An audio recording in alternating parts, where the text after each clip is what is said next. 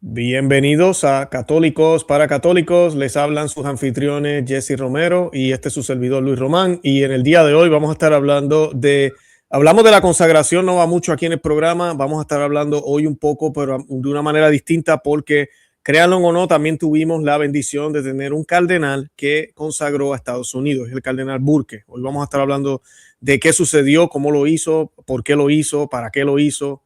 Todo eso lo vamos a estar hablando en el día de hoy. Los obispos consagraron a la nación el pasado 11 de junio. Estaba yo contando a Jesse fuera del aire que tuve la oportunidad de estar allá en la basílica, pero no en la misa de consagración porque era puerta cerrada. Entonces ya ellos tenían, eso estaba ya lleno y no se podía entrar, pero el día siguiente tenían las reliquias de Santa Margarita Alacoque, las trajeron de Francia, un relicario inmenso, precioso, parecía una iglesia. Y dentro del relicario estaban las reliquias de la gran santa y vidente de esta gran devoción.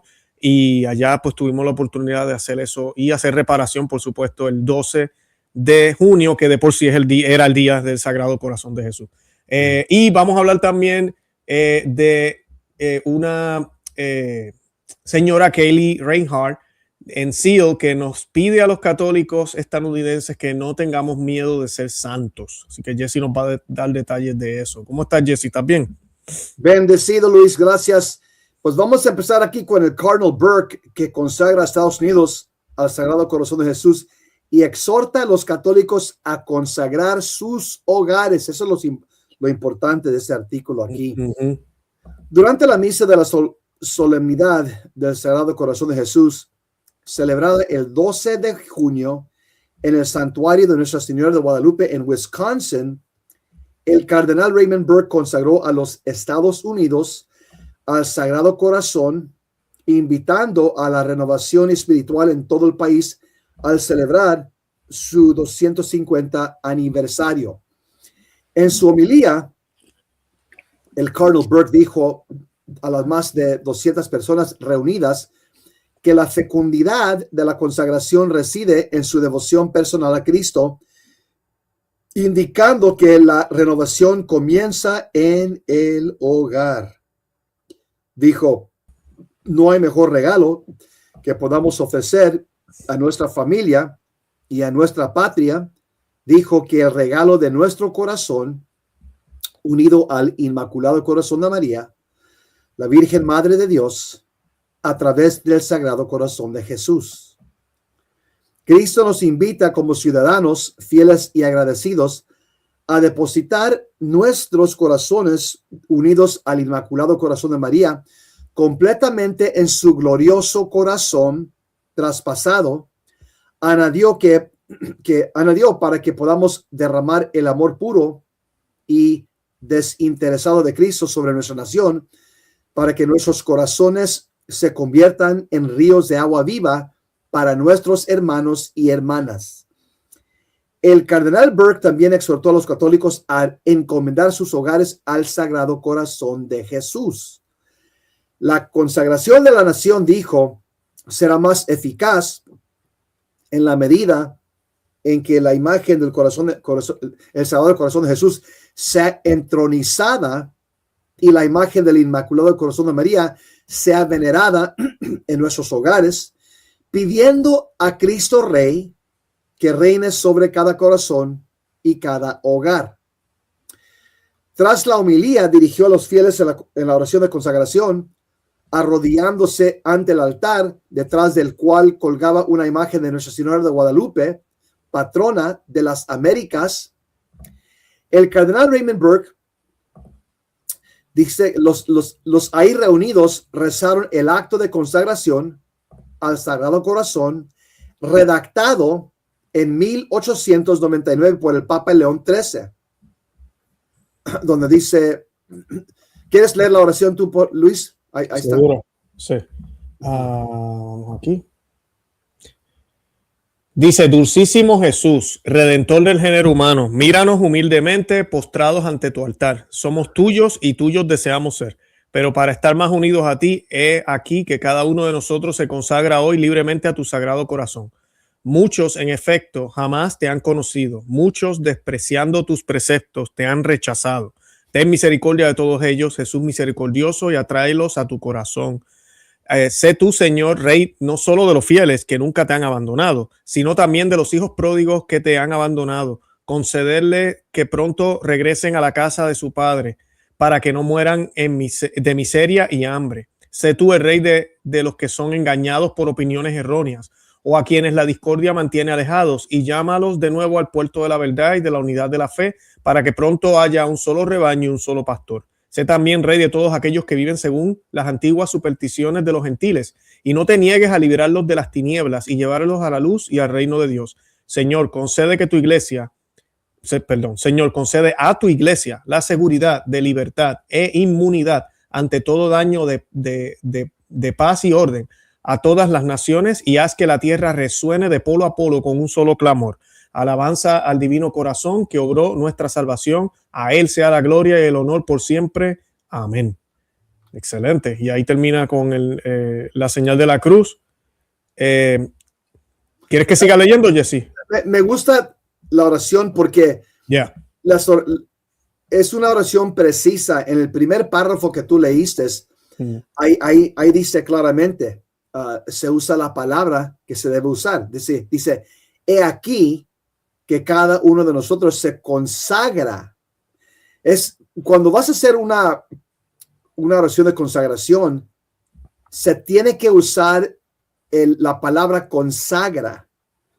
Y esa es la crítica, Luis, en la consagración que se hizo con los obispos reunidos. Si lees la oración, nunca se usa la palabra consagrar o consagra. Por lo tanto, está diluido la oración, y eso es algo que el Cardinal Burke, obviamente, él siempre usa las oraciones tradicionales. Él nunca está diluyendo las oraciones. Continúa, por favor. Sí, no, claro. No, y algo que sí fue que la oración que usaron los obispos, pues era nueva, ¿no? Era una oración nueva. Obviamente hay que adaptar ciertas cosas, decir que Estados Unidos cumple 250 años, todo lo demás, pero es mejor dejarse llevar por lo que ya está establecido, ¿no? Es más seguro.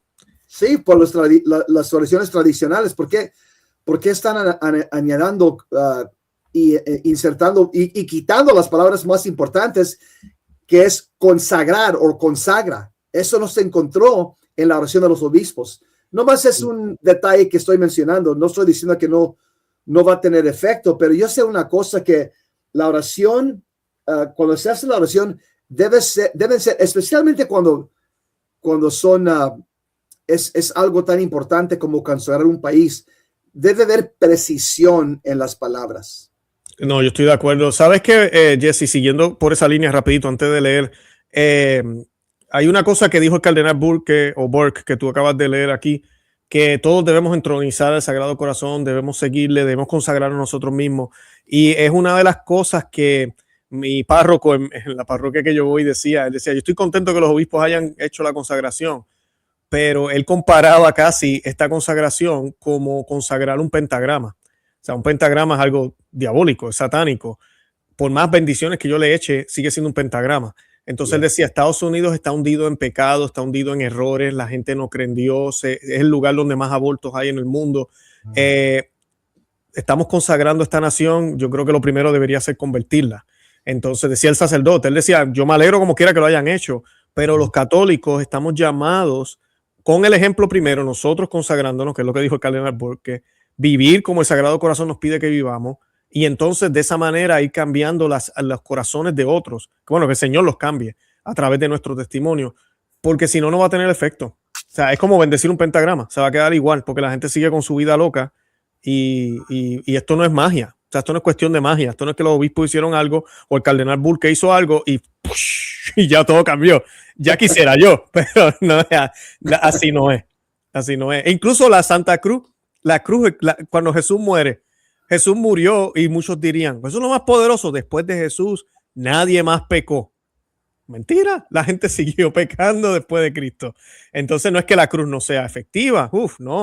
No necesitamos nada más. La muerte de Cristo es suficiente, su gracia es suficiente. Pero nosotros tenemos que hacer algo. Entonces ese es el punto que creo que el cardenal Burke, es que en español le dicen Burke la gente, está trayendo aquí. Bueno, leo rapidito, Jesse. Dice aquí, Sí. la lectura del Evangelio de la Misa de la solemnidad relata cuando Cristo invita a todos los cansados a acercarse a Él y descansar, proclamando: mi yugo es fácil y mi carga ligera. Durante la homilía, el cardenal Burke invitó a los católicos a contemplar el corazón traspasado de Jesús, diciendo: Cristo nos invita a acercarnos a Él mediante la imagen de su divino y humano corazón, que está traspasado, rodeado de la corona de espinas y siempre ardiente de amor por nosotros. Él nos mira con amor, invitándonos a amarlo, a cambio con todo nuestro corazón. Continuó el cardenal: mira con afecto a los ciudadanos dedicados a nuestra patria, pues conoce el servicio oculto y a veces poco apreciado que exige el ejercicio de la virtud del patriotismo para salvaguardar los bienes más sagrados de la nación y rectificar las injusticias, para que su verdad y su amor brillen para el bien de todos en la iglesia, en el mundo. El cardenal señaló que a lo largo de los últimos 250 años el amor de los católicos por su patria, incluso hasta el punto del profundo sacrificio que ha estado inspirado por la fe en Dios y su amor, también destacó cómo los sacramentos, especialmente la Eucaristía, brindan encuentros profundos con el amor de Dios. Según el cardenal, a través de la Eucaristía, el corazón de Cristo se une al de los fieles, cuyos propios corazones a su vez son purificados y fortalecidos. El cardenal Burke celebró, con la ayuda, dice aquí, con la ayuda de la gracia divina que fluye inconmensurablemente e incesantemente del corazón de Jesús a nuestros corazones, la carga de nuestra misión de amor puro y desinteresado, que aparece tan formidable e incluso a veces imposible, se vuelve posible, dijo el cardenal. De hecho, se vuelve ligera. Muchos de los que congregaron en el santuario para la solemnidad también asistirán a una concentración de oración patriótica llamada Seal for America, que eso vamos a hablar ahorita, me imagino, Jesse, que eso se llevó a cabo el 13 de junio. El cardenal Burke también iba a hablar hablarán en la concentración y en la homilía. Animó a los fieles a orar por el evento para que a través del Inmaculado Corazón de María haga que todas sus iniciativas para la santificación de nuestra nación sean fieles y fructíferas. Y dijo también, además señaló que a los fieles rezar a través del Inmaculado Corazón de María por la bendición de Dios sobre nuestra nación y sus ciudadanos, y que este tiempo de oración por el país nos fortalecerá en la mansedumbre y humildad del Sagrado Corazón de Jesús para el servicio de todos nuestros hermanos y hermanas en la verdad y el amor. Jesse, ¿tienes comentarios? No, voy a terminar aquí porque quiero ir al otro artículo. Dice, sí. La devoción al Sagrado Corazón de Jesús se remonta al siglo XVII, cuando una religiosa francesa de la Visitación por Sor Margarita María Alacoque recibió 3 visiones milagrosas de nuestro Señor, que representaban su corazón ardiendo de amor y traspasado por espinas. Estados Unidos se une a países de todo el mundo que han consagrado el Sagrado Corazón de Jesús. Esta práctica comenzó a finales del siglo XIX, cuando Ecuador se convirtió en la primera nación en realizar este acto solemne en 1874. Le siguieron países de mayoría católica como Irlanda, España, El Salvador, Venezuela, Colombia, Polonia, Brasil y Costa Rica. En 1899, el Papa León XIII consagró el mundo entero al Sagrado Corazón de Jesús.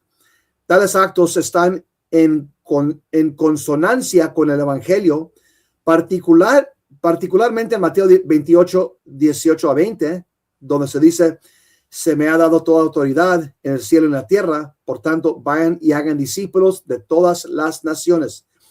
Estados Unidos se sumó a la tradición para conmemorar su 250 aniversario y encomendar el futuro de la nación a nuestro Señor.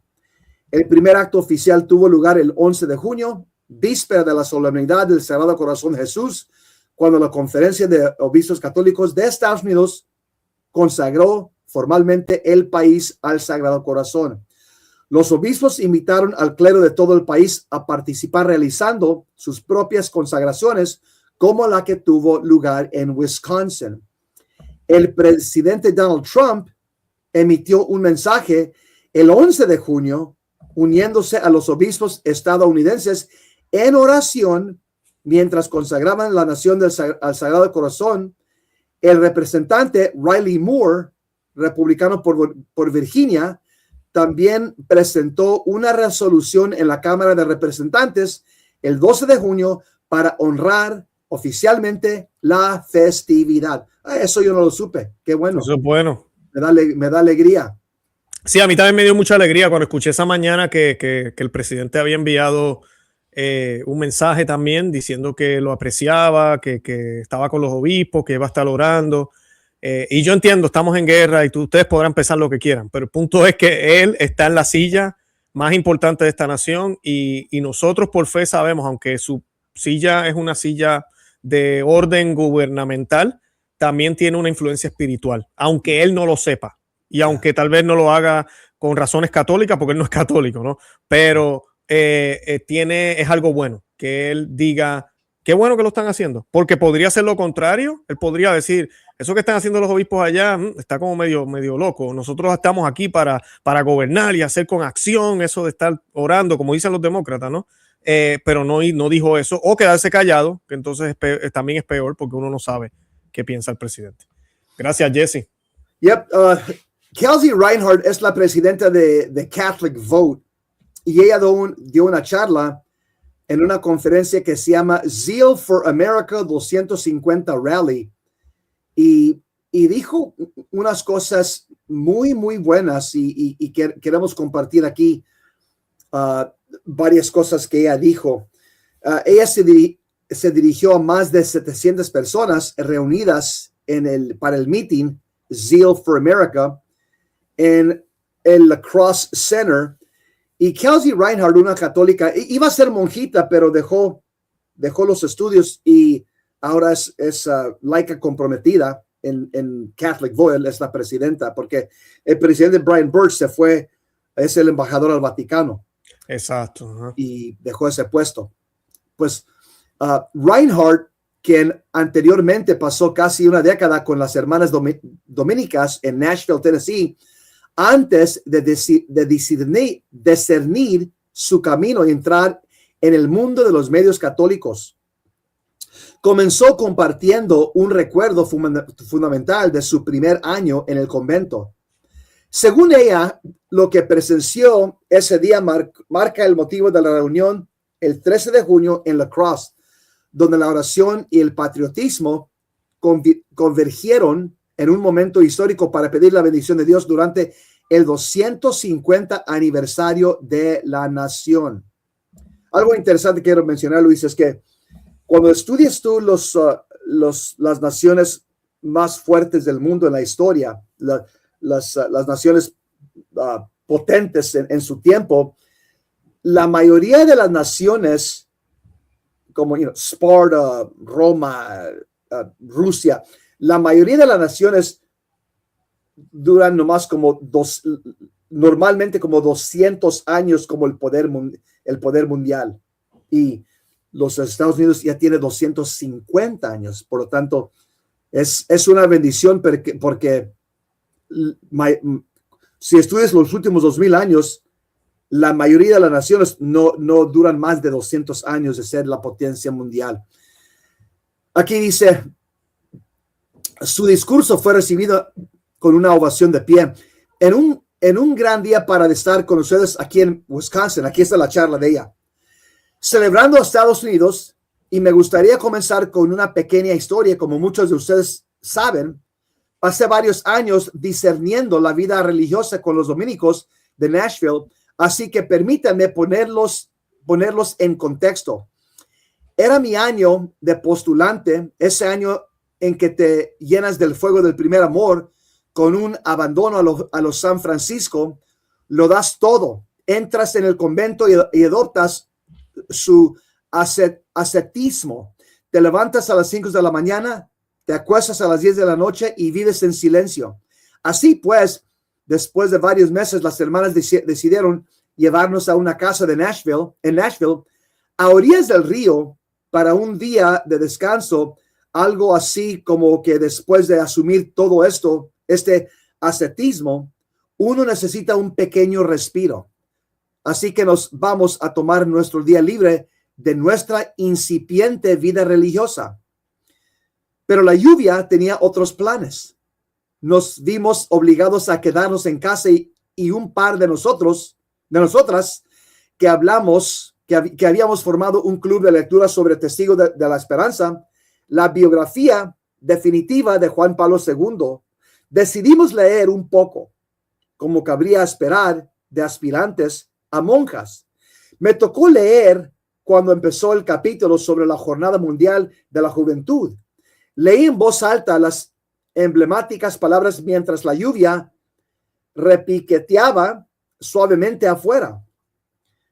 Queridos jóvenes, no tengan miedo de ser santos. En ese preciso instante, un rayo cayó justo fuera de la ventana, un trueno sacudió el techo y se cortó la luz. Ahora bien, queridos amigos, no necesito contarles lo que esta aspirante a monja pensó de aquel momento. Fue Juan Pablo II quien nos habló en medio de la tormenta, llamándonos a avanzar hacia la gran misión de nuestras vidas, encendiendo de nuevo en nuestros corazones ese fuego que nos había hecho para estar dispuestos a perderlo todo para ganar a Cristo. Esas palabras y ese momento son la razón por la que estamos aquí hoy. Atreverse a ser santos. Continúa, Luis, por favor, ahí. Claro que sí, como escribió una vez Léon Blois, con su ferocidad característica, la única verdadera tristeza en la vida, el único verdadero fracaso, la única gran tragedia en la vida es no convertirse en santo. Ahora bien, algunos de ustedes quizás piensen, y no los culpo, que por importante que sea este tema, pertenece a una homilía o un retiro espiritual, no a un discurso en una reunión patriótica ni a una reflexión sobre Estados Unidos en sus 250 aniversarios. Tengan paciencia, porque creo que estas cosas no están separadas. Creo que de hecho son la misma cosa. Entonces, ¿qué significa convertirse en santo? ¿Y por qué es una tragedia no serlo? Cuando enseñaba en escuelas católicas como religiosas, mis alumnos tenían una imagen recurrente de los santos, héroes de vidriera, impasibles, distantes, carentes del corazón humano, más o menos predestinados desde el nacimiento, casi como si el ángel hubiera anunciado, es un niño, es una niña, es un santo. Pero la palabra santo simplemente significa santo, consagrado, alguien apartado para Jesucristo, alguien que tiene tal conformidad con Cristo que reconocemos en su vida las virtudes de Cristo, vividas de forma heroica. El amor de Cristo hecho visible y particular, el reino de Cristo avanzado de maneras que solo esa persona específica en ese lugar y tiempo podría haberlo hecho avanzar. La mayoría vivimos en la brecha entre la persona que somos y la persona que estamos destinados a ser. Los santos viven más cerca de cerrar esa brecha, más cerca de revelar al mundo quién es realmente el ser humano. Y por eso es una tragedia no convertirse en santo, no por un estándar abstracto de perfección, sino porque rechazar el camino de la santidad es conformarse con una versión inferior de uno mismo, la versión que quita el sueño, la versión que susurra que podrías haber sido más, haber hecho más, haber amado más. La verdadera historia del mundo, como insinuó Juan Pablo II, no está escrita en las crónicas de reyes e imperios, está escrita en la conciencia de los seres humanos para ser revelada plenamente en el último día, donde la gracia se manifestó y fue acogida, donde se ofreció y fue rechazada. Esa historia es la única que importa en última instancia, y sus héroes a menudo no son quienes esperamos. Pensemos en la heroína del Gran Divorcio, del libro de C.S. Lewis, la sencilla Sara, a quien se le concede un lugar de honor, mientras que podemos imaginar que Monseñor fulano se sienta muy abajo al final de la mesa. ¿Qué tiene que ver esto con Estados Unidos? Todo, porque si quieres saber qué hacen los santos por una nación, fíjate en lo que ya han hecho. Y como católicos conocemos un pequeño secreto. Este país es mucho más católico de lo que se suele creer. Cada día de Acción de Gracia, la página editorial de Wall Street Journal nos recuerda la historia de Squanto, una historia profundamente católica en la que la providencia a través de un nativo bautizado preservó la frágil colonia e impulsó el surgimiento de una civilización. Squanto, como recordarán, fue secuestrado en 1608 y llevado a Inglaterra. Allí fue comprado por los franciscanos, bautizado y liberado, y regresó a Plymouth en el barco que sería el primero en sobrevivir al invierno. ¿Cómo sobrevivieron? Porque Squanto se había criado allí y con su inglés perfecto les enseñó cómo sobrevivir al invierno. Nuestro secretario de Estado nos invitó recientemente a observar los nombres de estos lugares y recordar la profunda tradición católica de este país. San Luis, Missouri, San Agustín, Florida, Sacramento, California, los misioneros españoles y franceses que le dieron estos nombres no lo hicieron por sentimentalismo, realizaron un acto de consagración, reclamaron el continente lugar por lugar para el reino de Dios. Jesse, ¿quieres continuar o comentario? Sí, y también quiero mencionar que en México, cuando vino Christopher Columbus a México, lo que él hizo, él agarró la cruz y la puso en la playa. No sé cuál año fue, 1600 o 1400 algo. Y la playa donde él puso la cruz y él clamó todo este nuevo territorio para Cristo Rey, la playa fue Veracruz. Por eso se llama la ciudad Veracruz, la cruz verdadera, porque en esa playa Cristóbal Colón puso la cruz, se cayó a sus rodillas y implantó la cruz en la arena de la playa y consagró, hizo una oración y consagró toda este nuevo mundo que se llama las Américas para Cristo Rey. Por lo tanto, la Iglesia Católica tiene un impacto que muchos protestantes no saben, que la Iglesia Católica ya tuvo aquí, puso las semillas de la fe católica mucho antes de los peregrinos protestantes que vinieron hace como 250 años. Yeah. Qué bien. Continúa, Luis. Continuamos. Dice aquí, y no olvidemos. Y no olvidemos a Santa Anasia, Santa Nube, Santa Germán y Santa María, testimonios de la historia católica aquí en Minnesota y Wisconsin. Y caprichos del destino nos encontramos en la ciudad de La Crosse, que debe su nombre al juego tradicional de los nativos americanos, porque se llama así, porque los palos de madera curvos que usan los jugadores les recordaban a los franceses el báculo de un obispo, y se referían al juego como La Crosse. ¿Acaso podemos ser más criptocatólicos que eso? Qué bien. Dice aquí, tenemos exploradores jesuitas franceses cuyos nombres son hoy en día prácticamente desconocidos. Crecí a 45 minutos del lago Smet en Wyoming, que lleva el nombre del gran sacerdote jesuita que evangelizó a los Crow y a los Blackfoot, un hombre que una vez cabalgó solo hasta una reunión de miles de guerreros Sioux para negociar la paz. El padre Marquette, quien recorrió el río Mississippi en canoa con Joliet y plantó la cruz en el corazón del continente. ¿Cómo podríamos olvidar al padre Jogues y sus compañeros en New York y el hermoso fruto de la muerte de esas muertes, el lirio de los Mohawks, Caterica Tecahuica? Y luego están las instituciones que construyeron en Estados Unidos. ¿Cuántas de las grandes universidades de esta república surgieron gracias al trabajo de sacerdotes y religiosos? Las universidades de Georgetown, Notre Dame, la de Gonzaga y las de la Santa Cruz, centros de enseñanza construidos no con fondos gubernamentales, sino con el amor abnegado de hombres y mujeres que creían que al menos en sus inicios, que la verdad, la belleza, la bondad y el evangelio pertenecían a cada niño estadounidense. Consideremos a Vince Lombardi, hijo de un carnicero de Brooklyn, formado en un seminario menor y moldeado desde niño por la tradición jesuita. Construyó toda su filosofía de entrenador sobre esa tradición, principios de disciplina, carácter y excelencia abnegada, y se convirtió en el hombre que da nombre al trofeo del Super Bowl. Su nieto, que comulga a diario, está hoy aquí con nosotros, continuando no solo el legado como entrenador, sino lo más importante, la fe que lo hizo posible. Así pues, volviendo a los santos que construyeron Estados Unidos, después de que Elizabeth Add Seton cruzara el Tíber, las escuelas católicas comenzaron a extenderse por esta joven república. La madre de 4 hijos brindaba a todos los niños estadounidenses no solo educación, sino también formación. Catherine Drexel, heredera de una fortuna de Filadelfia, viajó a Roma para suplicarle al Papa León XIII la falta de educación católica para los afroamericanos y los nativos americanos. La respuesta del Papa fue simple y devastadora: ¿por qué no te conviertes tú mismo en misionero? Así que regaló hasta el último centavo de su herencia y fundó una orden religiosa. Gracias al esfuerzo de mujeres como ella, surgieron hospitales, se abrieron orfanatos y las almas más abandonadas de Estados Unidos fueron acogidas como hijos de Dios. Durante los brotes de cólera y las epidemias de fiebre amarilla, las monjas llegaban una tras otra. En Memphis hasta hace apenas una generación, todos los religiosos podían usar el sistema de autobuses urbanos gratis en reconocimiento permanente a las hermanas que se habían ofrecido voluntarias por cientos para cuidar a los enfermos moribundos durante las epidemias de las décadas de 1850 y 1870, muchas de las cuales fallecieron en la enfermedad. La ciudad no lo olvidó, no podía.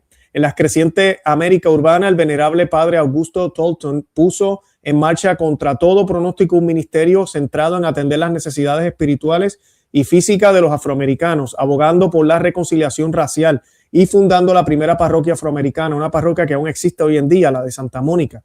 En el suroeste, una de mis santas favoritas, al menos en su camino, la hermana Blandina Sigale, estaba literalmente domando a Billy el niño. Tras curar, sin saberlo, las heridas de un compañero de banda, logró salvar la vida de 4 médicos que iban a ser desollados al pedirle un favor a cambio de que cuidara de su compañero ladrón. Al mismo tiempo, al otro lado del continente, Francisca Javier Cabrini fundaba orfanatos en la ciudad de Nueva York para los niños abandonados de inmigrantes, invitándolos al Sagrado Corazón, una devoción que resonaría décadas después en Boys Town, la iglesia del padre Flanagan. Y luego los grandes líderes santos, el obispo John Newman, siguiendo los pasos de Elizabeth A. Seton, se convirtió en el artífice del sistema de escuelas católicas estadounidense, el padre Francis Sellos, el bondadoso redentorista que sirvió a las comunidades inmigrantes en Luisiana, el padre Damien de Buster, el sacerdote heroico que se ofreció voluntario para atender una colonia de leprosos en la isla hawaiana de Molokai, sabiendo perfectamente que jamás se iría. Newman, de los que hoy es la República Checa, Sellos de Alemania, Damien de Bélgica. La providencia de Dios los reclutó a todos para el servicio de esta tierra y al entregarse por completo a ella, la santificaron. En todas partes, en cada esquina, en cada época y en cada rincón de esta república, el santo estadounidense aró y plantó, dedicado y decidido a recordar a hombres y mujeres que están hechos a imagen de Dios y por lo tanto son capaces de llegar a ser como Él. Y no olvidemos al fiel ejército de católicos silenciosos que también forjaron la historia de Estados Unidos. El soldado, la madre, el barbero, el padre trabajador. La grandeza también se encuentra en lo ordinario. Como Chesterton nos recuerda a menudo, nuestro querido obispo Fulton Sheen, que pronto será beatificado, siempre hizo hincapié en la importancia de los fieles que llenan las bancas, los santos de al lado, especialmente en tiempos de crisis en la iglesia. Esto es lo que dijo: ¿quién va a salvar nuestra iglesia? No son nuestros obispos, ni nuestros sacerdotes, ni los religiosos. Depende de ustedes, el pueblo. Tienen la capacidad de discernimiento, la perspicacia y la visión para salvar la iglesia. Su misión es velar porque los sacerdotes actúen como sacerdotes, los obispos como obispos y los religiosos como religiosos. Y todo esto nos lleva hasta el presente. Jesse, comentario. Sé que es bastante. Increíble. Está buenísimo. Tengo que guardarlo porque entonces lista de nombres vale la pena buscar para seguir estudiando la historia católica de aquí de Estados Unidos. No, ella está dando un resumen de todo lo que ha hecho la Iglesia Católica en este país en los últimos 250 años. Y hay detalles ahí que yo nunca no he oído. Y ya entiendo por qué le dieron una ovación de pie. Sí. Imagínate escuchar esto en el momento cuando ella se lo está dando, ella que lo escribió, y en el momento del 250 aniversario de este país. No, te va a dar un orgullo como un católico, como un orgullo increíble escuchar todo esto, porque cada católico debe escuchar esto, Luis, porque muchos católicos se sienten apachurrados o no aprecian su fe católica, pero mira todos los detalles, todos los héroes que ella nos está dando. Es algo increíble. Dice ahí, ella dijo, hasta este momento, al ayer y al mañana, en tu oficina, tu hogar, tu parroquia y cada rincón al que puedas llegar, cuando consagras tu corazón a tus seres queridos y tu trabajo al Sagrado Corazón de Jesús, quiero que me escuchen cuando digo esto. La consagración de esta nación al Sagrado Corazón de Jesús puede ser el momento más importante en la historia de los Estados Unidos desde su fundación. No es una exageración, es historia. La historia de lo que logran las consagraciones y el precio que se paga por su ausencia.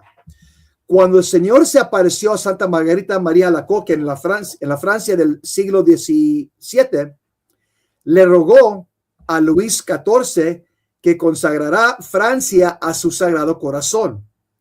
La petición fue recibida, reconocida, pero nunca se concretó.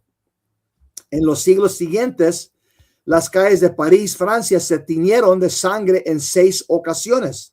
Francia pagó un precio terrible y prolongado por lo que quedó pendiente. Cuando la Virgen María se apareció a 3 pastorcitos en Fátima, pidió la consagración de Rusia a su Inmaculado Corazón. Durante décadas, la petición se propuso. El Papa San Juan Pablo II completó dicha consagración en 1984.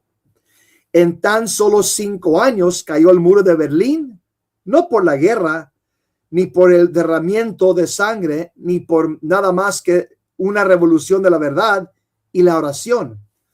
Un imperio construido sobre mentiras no fue derrotado por ejércitos, fue derrotado por la gracia, una gracia que había sido invitada formal, pública y solemnemente. Esto es lo que hace la consagración. Hoy que encontramos aquí plenamente conscientes de que gran parte de nuestra tierra está sumida en la oscuridad, la explosión de la pornografía, la legalización del asesinato de inocentes, la devastación del divorcio sin culpa, que ha disperso a una generación de niños como semillas sobre cemento.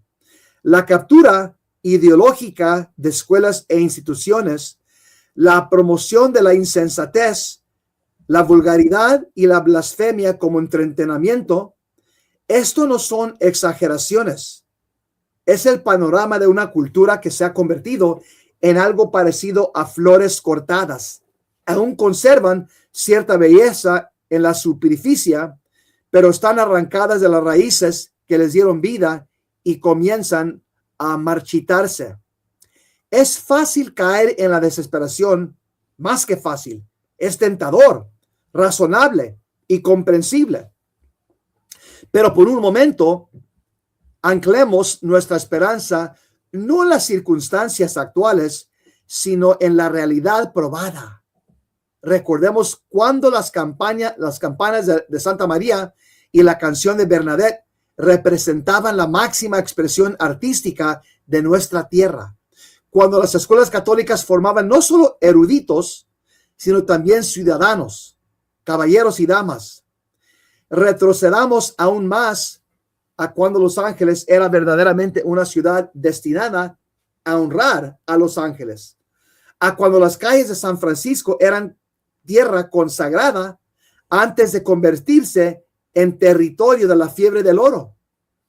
Retrocedemos hasta aquella primera misa celebrada en una playa de San Agustín, Florida, un día de septiembre de 1565, con conchas rotas esparcidas por la arena, cuando alguien se arrodilló ante el Santísimo Sacramento e invocó sobre esta nueva tierra las gracias obtenidas por la preciosa sangre de Jesucristo.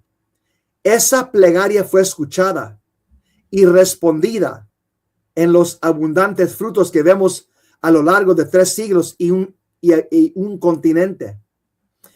Menciono este pasado no solo por nostalgia, sino como prueba de que el mal no es inevitable. Donde quiera que el mal se impuso, en colonias de leprosos y ciudades devastadas, en pabellones de enfermos de peste y en la frontera, en Hollywood o en el hogar, llegó la gracia. Llegaron los santos, lo derrotaron e hicieron florecer la justicia. Cada hospital, cada escuela, cada orfanato, cada tratado de paz negociado por un jesuita en una canoa de guerra. Sí, eso sucedió. Cada oración nocturna de los niños arropados por sus padres es prueba de ello. El futuro no es de decadencia inevitable. No lo es. La desesperación no tiene capacidad de cálculo para el cambio, pero la gracia sí. Luis, ¿quieres seguir? Sí. Qué impresionante es esta charla. ¡Wow! Tremendo, tremendo, tremendo. Dice aquí, el santo es simplemente una persona que ha permitido que Dios obre en él, algo que jamás podría haber hecho por sí mismo. No sabe con exactitud cómo sucedió, solo sabe lo que antes era imposible, se ha vuelto posible, y por eso se interpone y hace lo que nadie cree posible. Se convierte en Cristo para su prójimo, se arrodilla en oración ante Dios y encomienda sus pequeñas, fieles y sencillas acciones al Dios que anhela la salvación, y entonces se producen milagros. Así se construyen las naciones, así se transforman. Así fue como mi patrona, Santa Juana de Arco, reconquistó Francia. Y hoy el camino hacia una auténtica renovación, una que trasciende la política y se eleva por encima de cualquier elección, está abierto. Amigos míos, comencemos esta noche bajo un cielo tormentoso en Nashville, donde los relámpagos iluminaron el cielo, las luces se apagaron y una joven novicia escuchó entre truenos una voz que la llamaba a avanzar. Que la consagración de ayer sea el rayo de hoy. Que el Sagrado Corazón, ahora reconocido formalmente como el corazón de esta nación, marque el ritmo por el cual vivimos, actuamos y amamos. Y que la justicia, la verdadera justicia, la justicia de los santos, resuene como un trueno por toda esta tierra durante los próximos 250 años. Mis queridos compatriotas estadounidenses, tomaré prestada una frase de San Juan Pablo II: no tengan miedo de ser santos. Es la única aventura que vale la pena vivir. Es la aventura que forjó lo mejor que este país ha sido jamás. Desde su lucha por la vida, pasando por sus trofeos de fútbol americano hasta sus silenciosas misas diarias. Y es la aventura, la única aventura, la que en última instancia reconstruirá esta nación en la cima de la colina de Dios. La belleza de todo esto, una belleza extraordinaria e abrumadora, reside en lo siguiente: ni tú ni yo estamos llamados a mirar a los santos estadounidenses que nos precedieron, estamos llamados a ser quienes vengan después. Adelante con valentía. Uf, tremendo, excelente.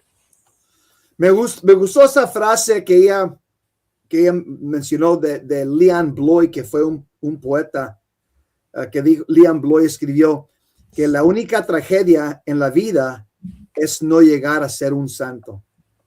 Qué impactante. La única tragedia en la vida es no llegar a ser santo.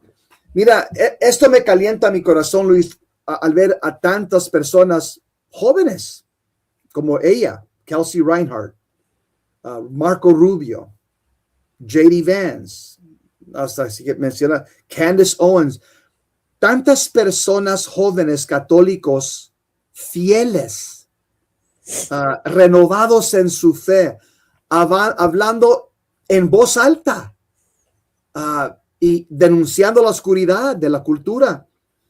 Eso es un signo de esperanza para mí, ver que Dios está levantando un nuevo ejército. Totalmente. Y es el momento de ese ejército, como nos recuerda a ella en este discurso tan, ¿verdad? Nos recuerda a Kelsey en este discurso tan espectacular. Ojalá resuene y que, como decíamos al principio, estábamos hablando de la consagración y lo que decía el cardenal Burke está muy en la misma línea. Para que esto tenga efecto, cada uno de nosotros estamos llamados a consagrarnos al corazón de Jesús, y consagrarse no es simplemente un momento de oración que tuve hace un año o hace unos meses y ya me consagré. No, ya estoy consagrado, tengo un deber y tengo unas obligaciones que cumplir. Y eso es lo que ella nos habla aquí, lo que hicieron, nos volvemos santos al ser buenos cristianos aquí en la vida, ¿verdad? Los santos se hacen aquí en la tierra, no en el cielo.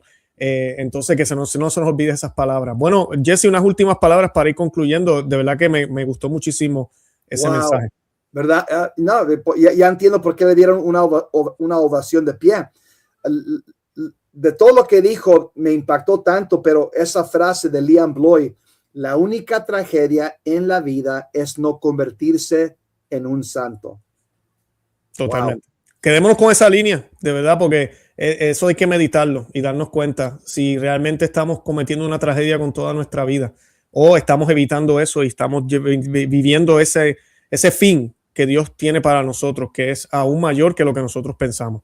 Bendito sea Dios. Bueno, Jesse, gracias. Con eso nos despedimos. Yo les voy a compartir los enlaces de siempre. También les pido que se suscriban a Católicos para Católicos en YouTube y que sigan a Jesse en su programa Jesse Romero Show para los que son bilingües en inglés. Y nada, Jesse, gracias por todo lo que haces y que viva Cristo Rey. Que viva y que viva la Virgen Guadalupe. Nos vemos la próxima semana. Amén. Que vivan.